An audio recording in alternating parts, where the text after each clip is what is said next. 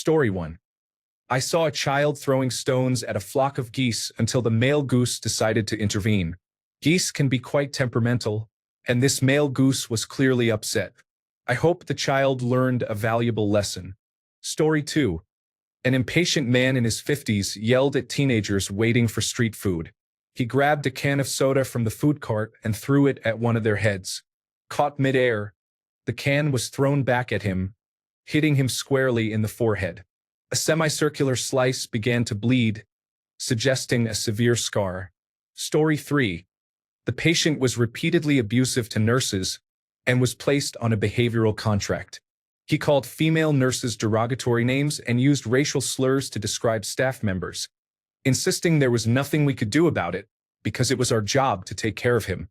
He was escorted out by security as soon as he was medically stable, expressing frustration that he did not get to recover from his surgery with intravenous pain medication and nurses available to assist him. Story 4. We were packing up to move out of a rental property, and the former landlord was there tidying up the yard as he was listing it for sale. He asked why we didn't use the ride-on mower to mow the steep slope. We assured him we weren't going to because it was slippery and steep after the recent rain. He said you just needed to be brave and stormed off to get the ride-on mower from the shed. Shortly after, we heard screaming. The mower had slipped and flipped onto him, smashing his leg into the ground. He ended up with a severely broken leg and a bruised ego. He was actually pretty lucky he didn't die. Story 5. A drunk man punched a hole in the bar's wall. The sheriff didn't want to process him for something trivial, so he asked the manager for a settlement amount. The manager said $300 would resolve the issue. The man refused. The sheriff sighed and arrested him.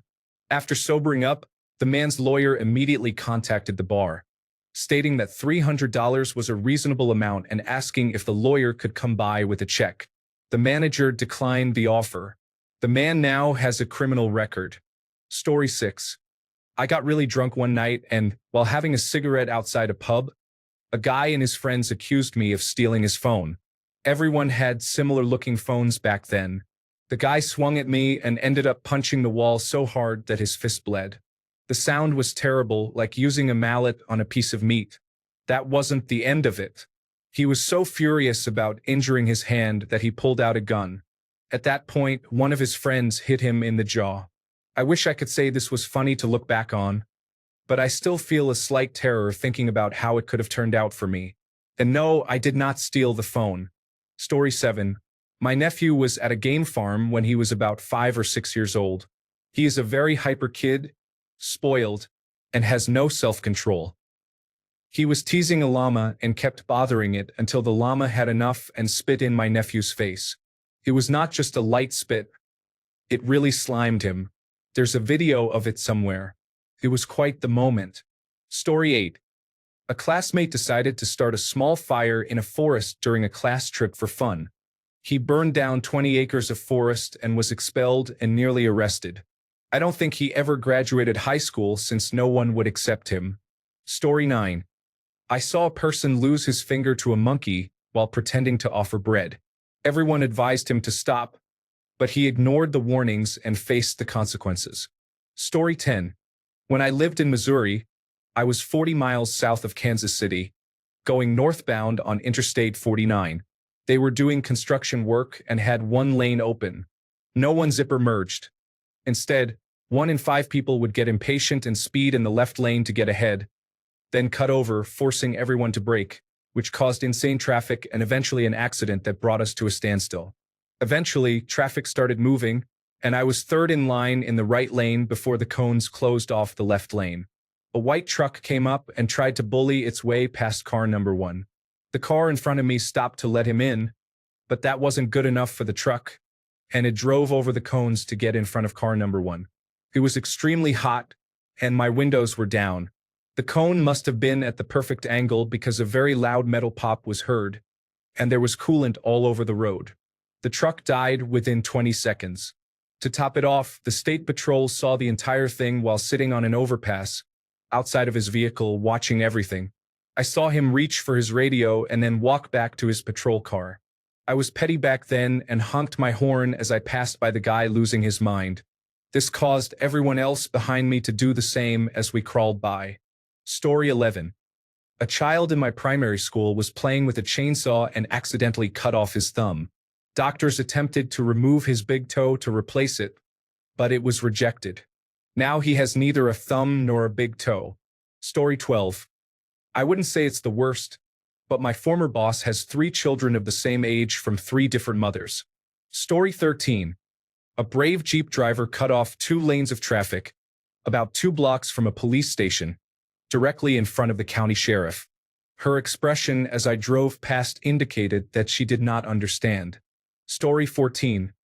A teenager in my grandparents' village was told repeatedly to never jump between the tractor and farm equipment. It had moving parts that were dangerous. He did it anyway. His jacket sleeve got caught and spun until it severed his arm. It is a 45-minute drive to the hospital. The surgeon reattached the arm, but not quickly enough to save all his fingers. To be fair, I don't think I saw any farmer there who wasn't missing at least one joint or finger. Story 15. I had an acquaintance who engaged in reckless behavior. It turns out he got 2 partners pregnant at the same time and encountered serious financial problems. I lost contact with him before the births. Story 16. In the 1950s, China decided to eliminate as many sparrows as possible because they believed the birds were consuming all the grain. It turned out that sparrows helped control the pest population, and without them in the ecosystem, the crops failed, leading to famine. Millions of people died. Story 17. A couple of months ago, a drunk man and his girlfriend came into my bar and restaurant just 5 minutes after last call and asked for takeout. I told him that it wasn't possible since we were done for the night. He seemed to anticipate my response and pulled out his phone, which already had our website up, and said, "Closed, huh? That's funny. It's only 1:55, and it says you close at 2. I've been doing this job for 15 years, so I calmly smiled at him, shrugged and said, "We lock the door at 2. You already missed last call. I'm about to turn off the lights and go home." He inhaled deeply and flared his nostrils. Clearly trying to impress his girlfriend, he said, "That's false advertising. Actually, no. I'm pursuing a part-time law degree right now, and that's not false advertising. I'm sorry, but we're closed. I'd be happy to serve you next time." He then changed his approach and gave me the puppy eyes, saying, "Please, I just want something to eat. We'll be super quick. Can you please do this one solid for me? I'll tip you really well, I swear. By the way, nobody who says this ever tips well." I shrugged again and said, "The stoves are off. The fryers are off. I'm closing the books. My jacket is right there, and I'm walking out that door behind you 5 minutes after you are." He told me to get lost and turned around to storm out, only to walk directly into a glass wall, thinking it was a door. "Ouch!" he yelled, stepped aside to where the actual door was, and furiously tried to push it open with all his strength. The spring mechanism on the door was broken, so it whipped open easily and then slapped back into his face. I hate this place. I think he might have broken his nose. Anyway, don't show up 2 minutes before close, after last call, and be rude. Story 18. Back in middle school, during a band trip to New York, I came across several manhole covers with steam rising from them. I foolishly approached one to check if the steam was hot. Story 19. I knew a man who got into an argument online and said something like, "Say that to my face." The other person replied, "Okay, I will." He then shared his address to challenge him. Surprisingly, the man actually showed up and hit him so hard that he lost an eye. Story 20. It's a very old story. Some teenagers decided to mess with a tiger in a zoo. The tiger escaped, killed one of them, and specifically tracked the other 2 to attack them. It is said that tigers cannot hold grudges due to the complexity of human emotions. However, this tiger definitely did. Story 21. A man came into the hospital with a left anterior descending heart blockage, often referred to as a widowmaker. Before allowing treatment to proceed, he demanded a cigarette and used his imposing stature and threats to intimidate us. Despite our attempts at education, he signed the against medical advice papers, exited the building, and collapsed in the parking lot. He never got his cigarette. Story 22. Timothy Treadwell. Really? Anyone who approaches wild animals trying to interact with them like a Disney princess and is surprised when those animals react negatively is missing the point. Story 23.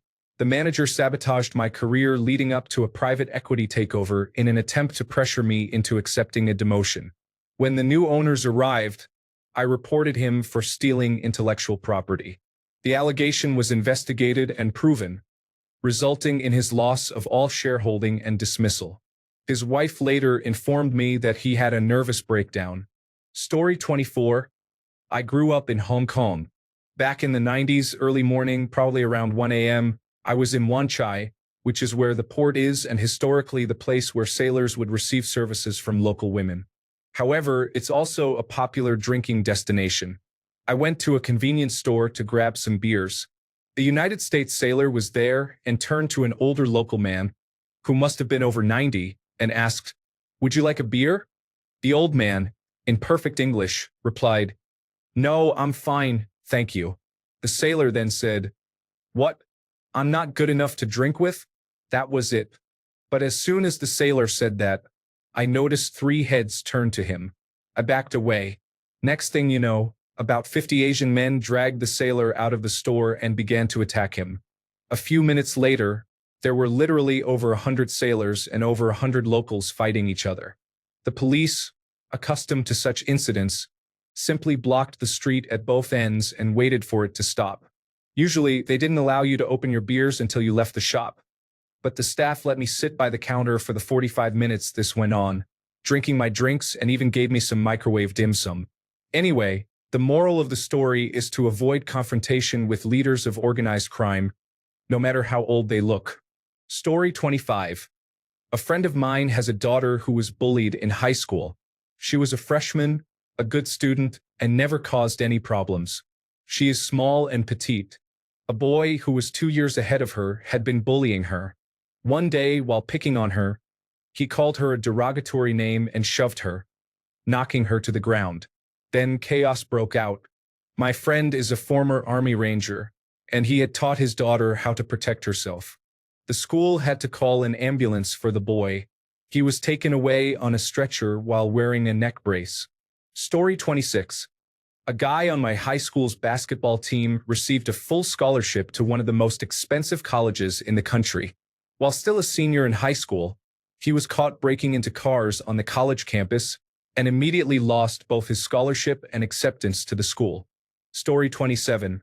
Mike Hughes was an astronaut who was convinced the Earth was flat and believed he could prove it by taking a picture of the lack of curvature if he got a rocket high enough. The rocket was manned, and Hughes was the pilot. It was built in Hughes' backyard. It did fly, but Hughes did not survive. Story 28. A teenager under the influence climbed a high-tension wire pylon and plunged parts of Basingstoke into darkness by using his body to short-circuit the wires. This incident occurred in the mid-1980s. The teenager died instantly and suffered severe burns. It was a tragic event. Story 29. I decided to try heroin and cocaine, thinking they couldn't be that addictive, right? Unfortunately, it did not turn out well. Story 30. I saw the school bully throwing stones at 2 German shepherds. One ran away while he continued to throw stones at the other. 60 seconds later, the one that ran away approached from behind and bit off his right ear. Story 31. Maybe not the worst, but it's my favorite. A guy was driving on icy Canadian roads and passed me going twice the speed limit with his phone out. Several blocks later, I saw he had put his car into some bushes off the curve of the road. I laughed, what a silly mistake. He was fine. I stopped and checked. Story 32. Just this past week, I had to close the doors to keep a violent student from entering the school where I work. A student was holding the door open and wanted a sticker as a reward for allowing his peers to pass. I yelled, "There's no time. Shut the door," and closed it for him, telling him to run to class. As I tried to calm down the escalated student, the same student from before opened the door, stepped outside, insulted me for not giving him what he wanted, and was promptly punched in the face by the escalated student. I got the student inside before he was hurt any further, but it was still extremely frustrating to do everything possible to keep people safe, only to have them jeopardize that effort. Story 33. The only time in my life I ever swung at my younger brother, he caught my fist with his left hand and just looked at me like, "Really?" Absolutely soul-shaking. The kid was and is a beast.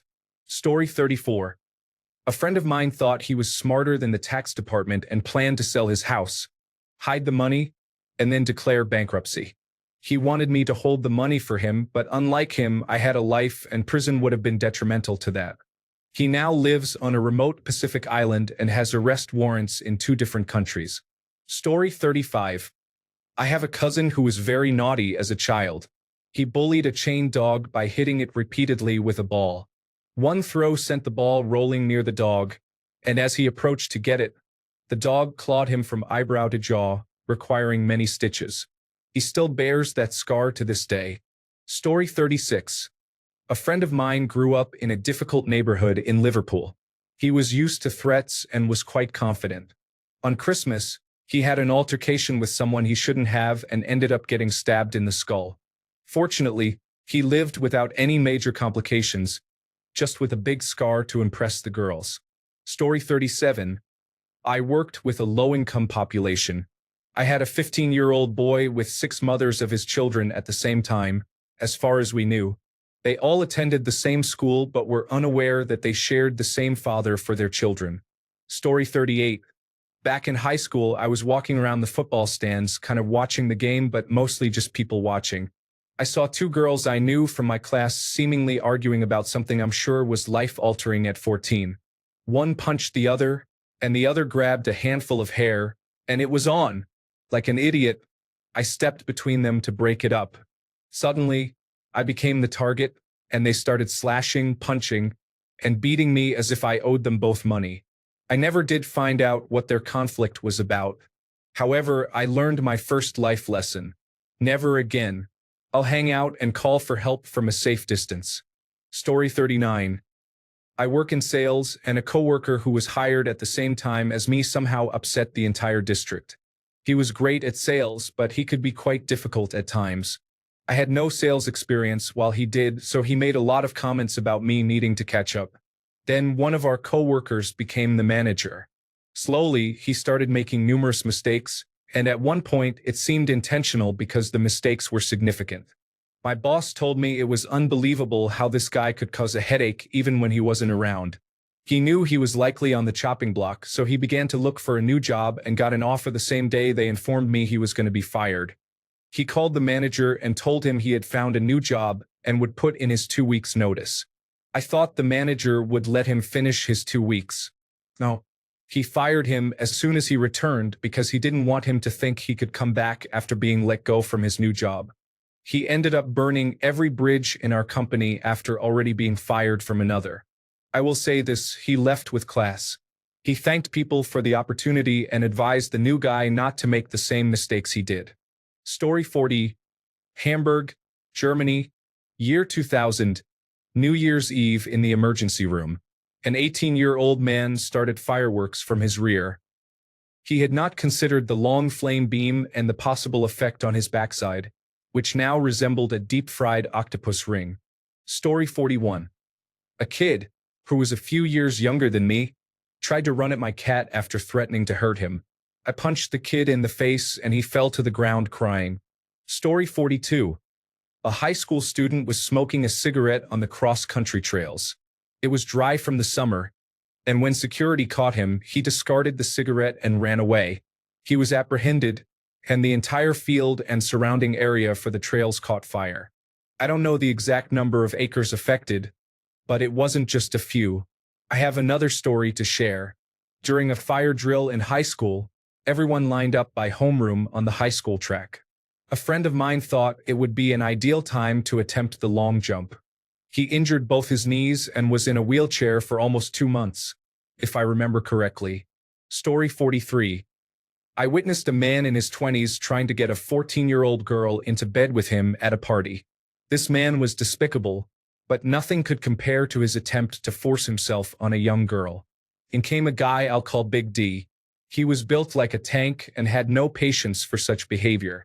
In one swift motion, Big D confronted the man, grabbed him, and threw him like a rag doll into the wall, where he slipped between the wall and the couch, trapping himself. Big D then grabbed the owner of the house and threw him down on top of the man, beginning to punch him in the face while explaining, "You don't let predators in with kids." He then dragged the owner off the man and shouted, "What the hell are you doing hiding behind your friend?"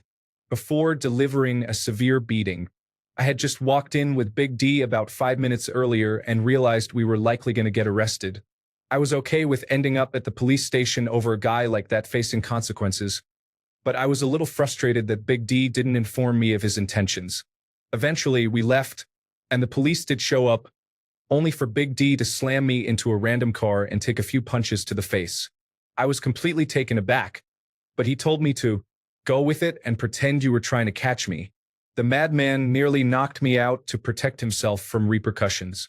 It worked. The man ended up having the story spread about him and received a few more beatings before being chased out of town entirely. Story 44. That time I drank a bottle of 91% isopropyl alcohol and ended up in the intensive care unit for 4 days. I made a mistake and faced the consequences. Story 45. I need to set the stage for this story. In 1988, I had just finished a 3-hour football practice session. After a refreshing shower, I was about to drive into town to meet some teammates for dinner.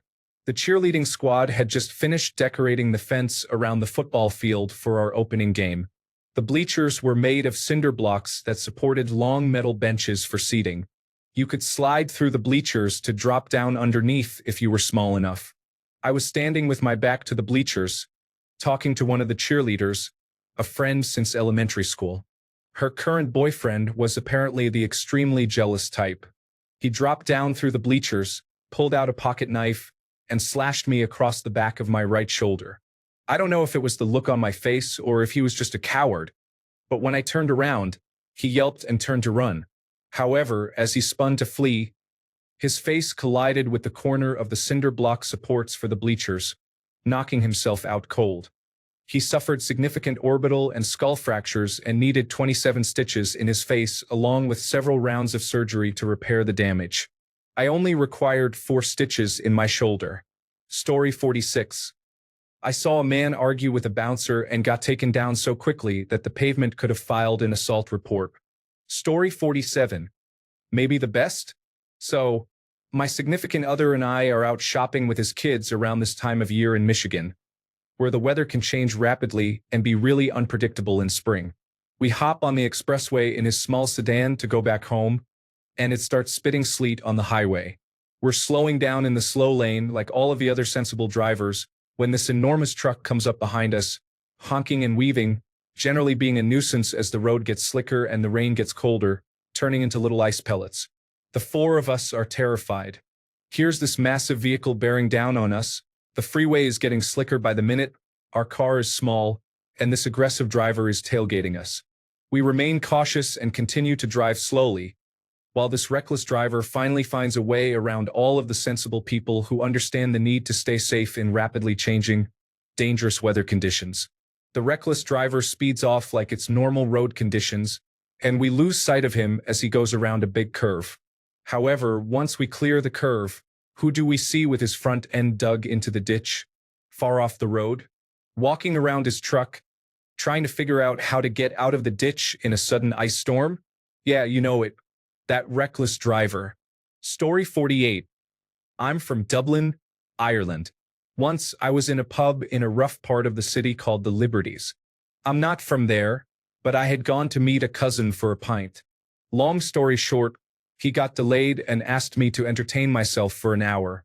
So I thought, okay, and I went into a different pub in the area. It was pretty obvious that I was from Ireland when I walked in. The pub was a connected pub.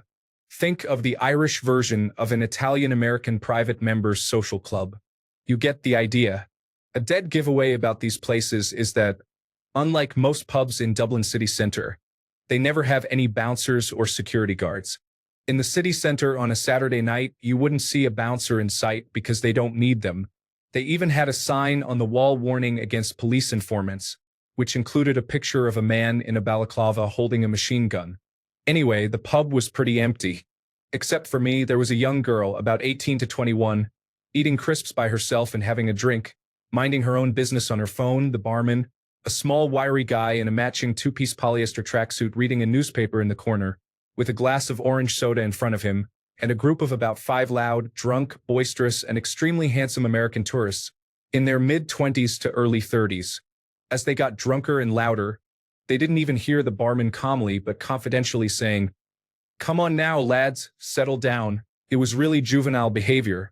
Shouting, carrying on, getting up and down from their chairs, wrestling with one another, just generally acting out. Not the kind of behavior for a quiet afternoon drink in a local pub. One of the group started shouting over at the young girl, catcalling her. She was pretty blunt in her refusal, not rude but direct. She said, "Leave me alone. I'm not interested." You could feel the mood in the room start to change. The guy threw something at her. I can't remember, maybe a peanut or a crisp packet, and called her a nasty name. She yelled, got up, stormed out, and they all laughed. The small man in the tracksuit made himself known.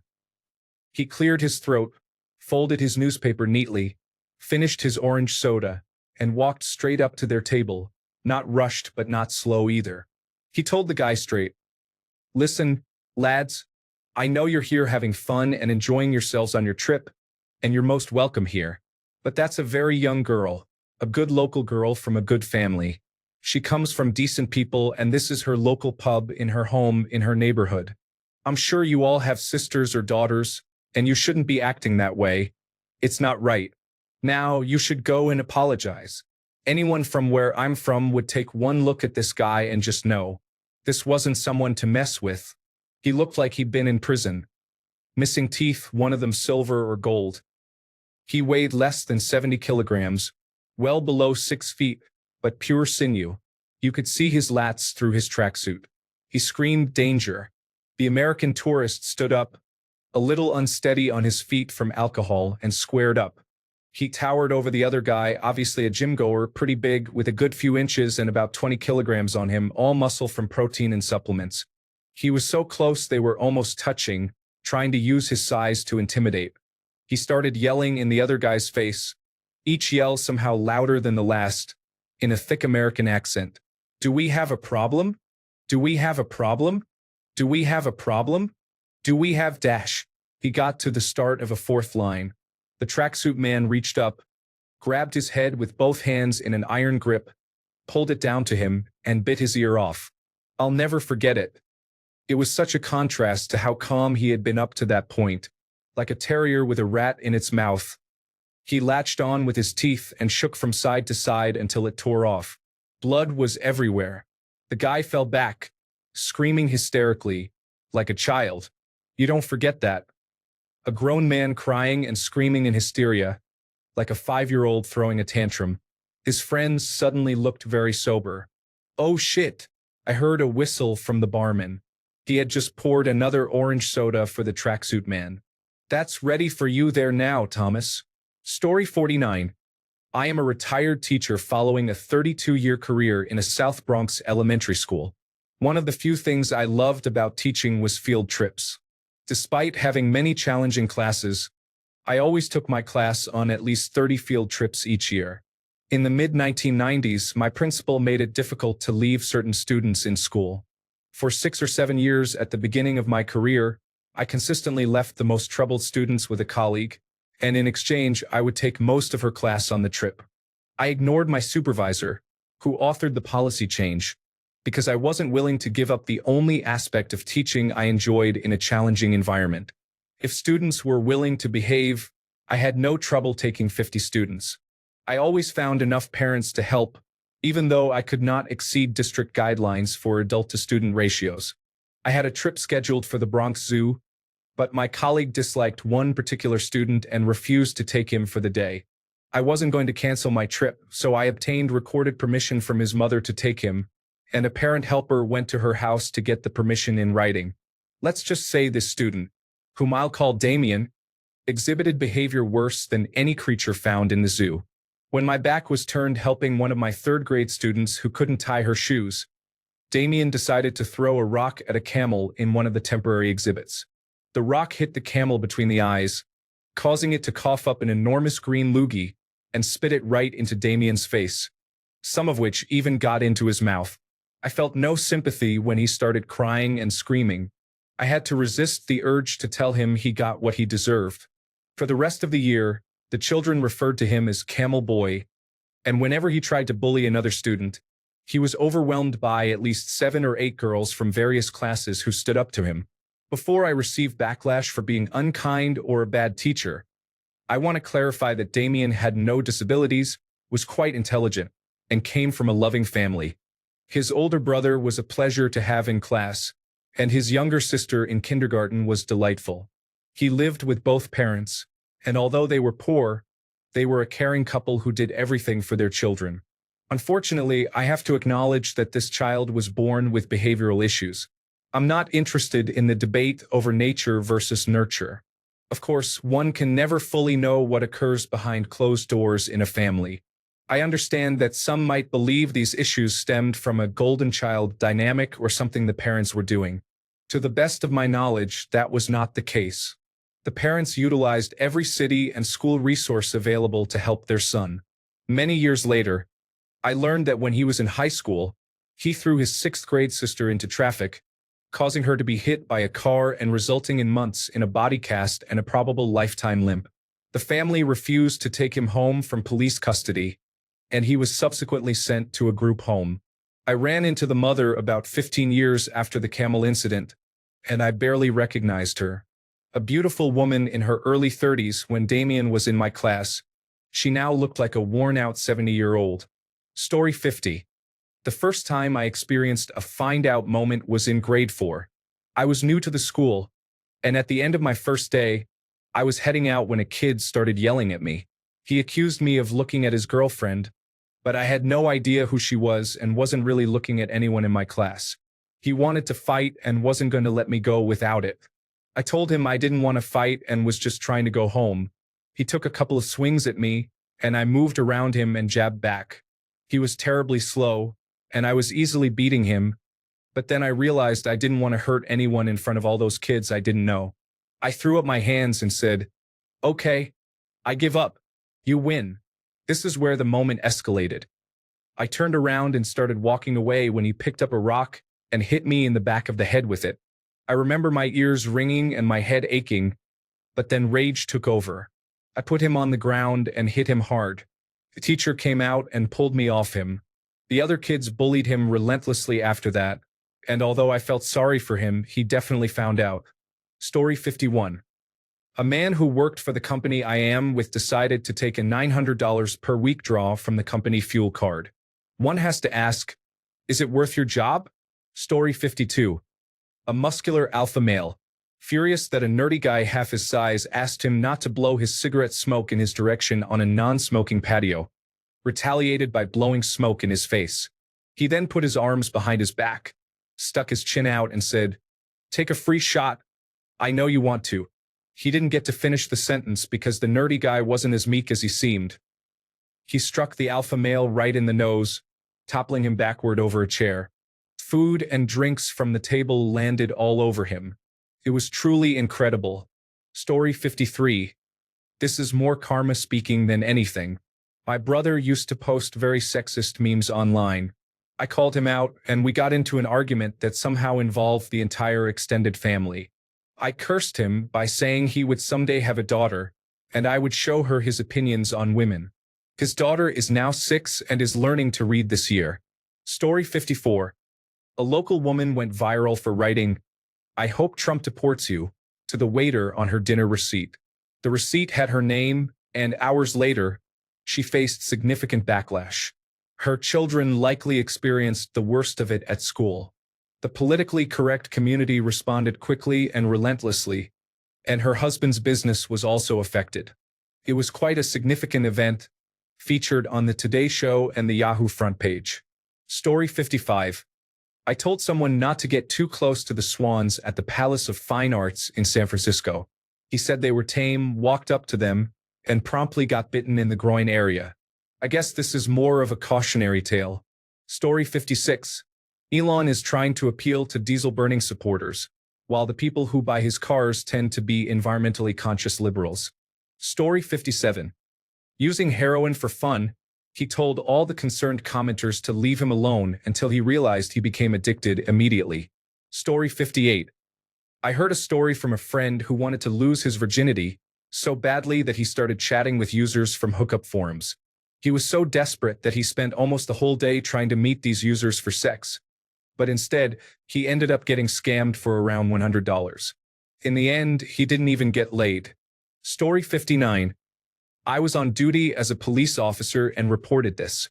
The college was a fairly prestigious private boarding school with many diplomats' children and military senior officers' children living there. They had an Army cadet corps and had been learning to cook over small stoves that used blocks of fuel, which I believe were made of paraffin and other materials. One of the boys took a block back to the dormitory, which was located in the roof of the building, with a gutter outside the window. They lit it there and, after a few minutes, tried to extinguish it by pouring water on it. The block floated down the gutter, still on fire, and ignited the roofing felt further along. Being a wooden structure, the fire spread quickly, and the upper floor was destroyed, including about 20 boys' possessions, while the floors below suffered significant fire and water damage. I saw the boy at the end of the day, sitting in the back of a Bentley. The headmaster told me he had been invited to find a new school. Story 60. Playing airsoft back in high school at a dedicated field in the middle of open farmland in Texas during the summer. A 12-year-old boy, resembling a character from Willy Wonka, pulled out a smoke grenade, lit it, and threw it while everyone screamed at him not to. Within moments, a mile-wide fire started. Story 61. My brothers discovered what an electric fence does to body parts. I left once they exposed themselves. Apparently, they stopped after shocking themselves. They couldn't walk normally for 2 days. Story 62. A young adult male threw a bottle at a waitress in a restaurant. The restaurant staff confronted him and physically attacked him, and I participated in the incident. Story 63. There is a study abroad program called Semester, where students spend a semester on a boat. It costs between $25,000 and $30,000. Students are warned that if they are caught sneaking alcohol or drugs onto the boat, they will be immediately expelled without a refund and left at the next port. I had a student who returned after 2 weeks because she brought marijuana gummies on board and couldn't resist telling others. She lost over $25,000 for nothing. Story 64. This happened when I was in elementary school. A local kid used to poke a large dog with a stick on our way home, all from the safety of a fence. One day, the dog decided it had enough, jumped the fence, and attacked the kid severely. Story 65. Many years ago in the United Kingdom, I was ending a bar shift when one of our bouncers, George, a 6 feet 6 inches black belt, was asking the last patrons to leave.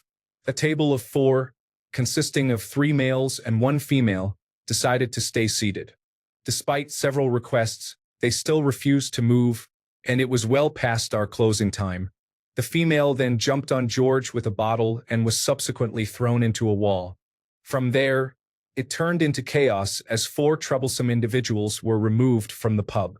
Each one was thrown out the doors, which I was proudly holding open, and every time one of them came flying out, I would say, "Thank you, see you next time." They really were the funniest sight. Story 66. I had a roommate who liked to mess with my cat. She was tortoiseshell and mostly apathetic. You don't mess with her, and she won't mess with you. This roommate knew that if he picked her up facing him, she would scratch him, but if he picked her up away from him, she couldn't reach him. So he held her under her arms, making her do a silly dance. I warned him that she doesn't like to be held and will scratch you. He said she can't reach me, and as soon as he said that, she raised her arms straight in the air above her head, caught his face with her claws, and scratched down either side of his face. He had 2 scratches on his face for the longest time. Story 67. I saw a video of a man who gave his son a gun after the child apparently expressed a desire to end his life due to depression. It was clear how that situation unfolded. The man lost all composure, fell to the floor, and cried. It's unfortunate that you can never bring back even a few seconds. Story 68. I worked in a prison. An inmate named Chuck started flirting with and buying commissary for a very feminine inmate and fell in love. The feminine inmate was playing him. She was getting all kinds of commissary from many guys. This is a male prison, by the way. When Chuck found out, it broke his heart. He confronted her and threatened her, and she basically told him to figure it out. One night, he told others, "If I can't have her, no one can." He got drunk, did a bunch of push-ups, and went after her with a lock in a sock. At that time, she was ironing. When she caught him attacking her, she swung the iron by its cord at about 90 miles per hour. I only saw the aftermath, but Chuck had so many lumps on his head that he looked like a cartoon character. He was shuffling, too. Story 69. Not very serious, but mortifying for me. When I was a teenager, I was waiting for my boyfriend at a cafe, drinking a mint syrup with water. There was a plastic stirrer in the glass to mix the syrup, and each time I drank, it slid along the glass and bumped me on the nose. Being the clever 17-year-old I was, convinced myself that if I drank fast enough, the stirrer would not have time to slide. I was wrong and ended up pouring my drink all over myself and the booth. Story 70. I lived in rural southern USA. My boyfriend was visiting from out of state. As we were driving, we hit a flat, straight stretch of road. I said it was tempting, but we shouldn't speed. As I said that, a car flew past us, immediately followed by a police officer with lights and siren on. I told him, "See, babe, there's no speeding here." Story 71. A massive drunk man looking for a fight on a night out targeted my friend, who was a relatively successful boxer, although a lightweight and quite small. My friend tried everything to calm the situation until he had no choice but to defend himself and ended up dropping the guy. He mentioned that he punched at about 60% power. Story 72. Ruth Bader Ginsburg is not retiring well into her 80s, so a female president can nominate her successor. Farewell Toroev Vague. Story 73. I told my ex-boyfriend that if he didn't stop trying to tickle me while driving, I would pull over and drop him off 25 miles away from home. He tickled me again, so he had to find his own way home and discovered that I was no longer his girlfriend when he returned. Story 74. A woman sitting beside my friend on a bar stool talked to him for over 30 minutes and then started to slap him. After the third slap, my friend punched her off her stool, and she flew about 6 feet onto the floor with her dress over her head. There was a few seconds of silence in the bar, and then everything went back to normal. Story 75. Gang members approached the local black belt grandmaster and attempted to rob him. He swiftly and fiercely gouged the leader's eyes out. Story 76.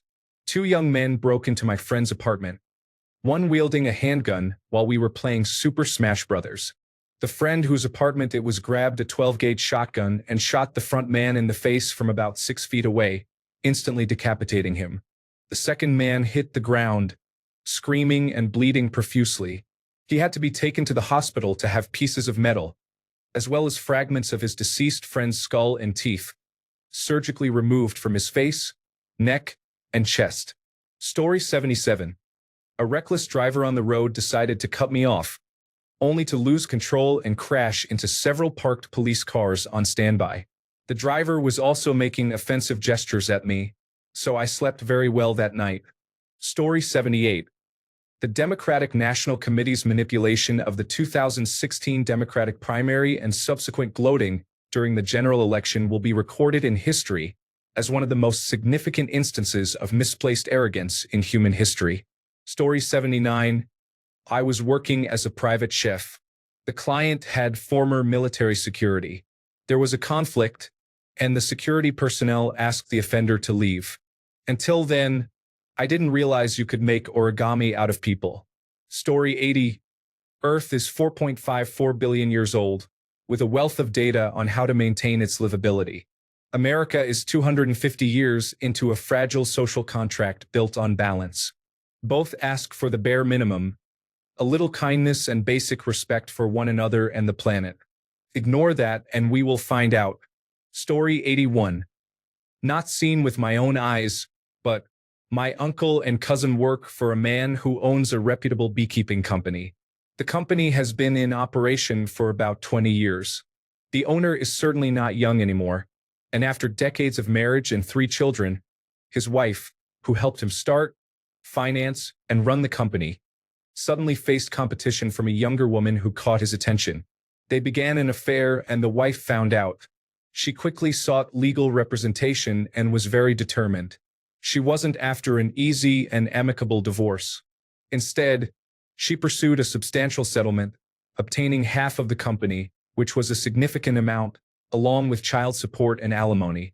Now she is free and wealthy, while he, losing so much money, impacted his appeal, and the younger partner abandoned him. He managed to keep the company afloat by the skin of his teeth, but it was like watching a car crash. An awful sight, yet one you can't help but watch. Story 82. Probably a pregnant COVID denier and anti-vaccine individual who lost her arms, legs, and baby due to illness. Honestly, that forum is full of examples of people spreading anti-vaccine misinformation months before they are hospitalized, and then their families start a crowdfunding page. Story 83. A guy I knew in high school liked to flirt with other people's girlfriends. He was flirting with a girl whose boyfriend was a genetic freak of nature, a farm boy with scary strength. One time he tried slapping a ball out of my glove, missed, and his fingertips hit my forearm, leaving 3 bruises that lasted for weeks. Anyway, this guy was flirting with the boyfriend's girlfriend, and she was trying to get to her boyfriend's car to get away from him. She climbed into the passenger seat while the guy got into the driver's seat. The girl looked genuinely terrified and kept saying, "You need to get out of the car before he gets here. For real. You need to." Then she kind of squeaked, and I looked back behind the car and saw her boyfriend walking up from the football field. He walked up to the driver's side door and tapped on the window. The guy in the driver's seat rolled the window down with a cocky grin on his face. I stepped a little to the left, and the flirty guy started to say something snarky. All I heard was what sounded like a sledgehammer hitting the side of a watermelon, and then I saw blood splatter on the inside of the windshield. I heard the girlfriend scream. The boyfriend reached in through the window, grabbed the guy, and pulled him out of the car. He dragged him over to the sidewalk, deposited him, got in the car, took a towel out of his gym bag, wiped the windshield, and just left. The flirty guy had to have reconstructive surgery. There were threats of a lawsuit until several people provided their side of the story. Both the boyfriend and the flirty guy were minors. They chalked it up to boys being boys and were told to behave themselves in the future. Living in the South in the 1990s was a different time. It was probably one of the few times I ever saw something like that happen where everyone continued hating each other afterward. Generally, it was kind of like jail or prison. You'd get tested, you'd fight. The winner would dust off the loser, shake hands, and sometimes friendships were formed, but I swear I never saw the two of them in the same place again after that. The boyfriend would mutter, "I should have hit him harder," and we would laugh nervously and ask, "You mean, you wish you had killed him?" He'd get a distant look in his eyes like, I can still see that long splatter of blood on the windshield from the one punch. Thanks a bunch for sticking around till the end of the video. Remember to subscribe, and until next time, stay awesome and goodbye.